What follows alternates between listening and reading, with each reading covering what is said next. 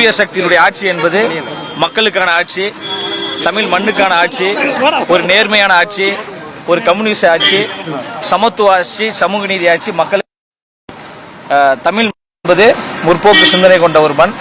முற்போக்கு தலைவர்களால் மிக சிறப்பான முறையில் இந்த ஆட்சி உருவாக்கப்பட்டிருக்கு. தலைவர் தளபதி அண்ணன் விஜய் அவர்கள் மிக சிறப்பான ஒரு ஆட்சியை 5 ஆண்டுகள் மக்கள் மன நிறைவோடு மக்கள் மகிழ்ச்சி கொள்ளும் வகையில் நடத்துவார். கூட்டம்லாம் ஓட்டம் மாறா சொல்லியிருக்காங்க. இப்போ ஓட்டம் மாறி இருக்கு, இதை எப்படி ஃபீல் பண்றீங்க? நாங்கள் கூடி கலையும் கூட்டம் அல்ல, திமுகவை கூண்டோடு வீழ்த்தக்கூடிய கூட்டம் என்று நாங்கள் நிரூபித்து விட்டோம். அதனால இந்த டயலாக திரும்ப யாரும் சொல்லக்கூடாது. சொன்னீங்கன்னா உங்களுக்கு வாயில புண்ணுதான் வரும். மிக சிறப்பான ஆட்சியாக அண்ணல் அம்பேத்கர் அவர்கள் விரும்பிய சமூக நீதி ஆட்சியாக, தந்தை பெரியார் அவர்கள் விரும்பிய சமத்துவ ஆட்சியாக, இந்த மண்ணுக்கான மக்களுக்கான ஒரு ஆட்சியாக அண்ணன் விஜய் அவர்கள் கண்டிப்பாக உறுதியாக மக்கள் விரும்பும் ஒரு ஆட்சியை கொடுப்பாரு. அம்பேத்கரின் பேரனாக, பெரியாரின் பேரனாக, சமூக நீதியின் காப்பாளனாக அண்ணன் விஜய் அவர்கள் இருப்பாரு. அவரை வெறும் நடிகரா பார்க்காதீங்க, அவர் மக்கள் நேசிக்கக்கூடிய ஒரு மக்கள் தலைவர். எம்ஜிஆர் எடுத்த சதவீதத்தை விட அதிகமா எடுத்திருக்காரு. இதை எப்படி பாக்குறீங்க?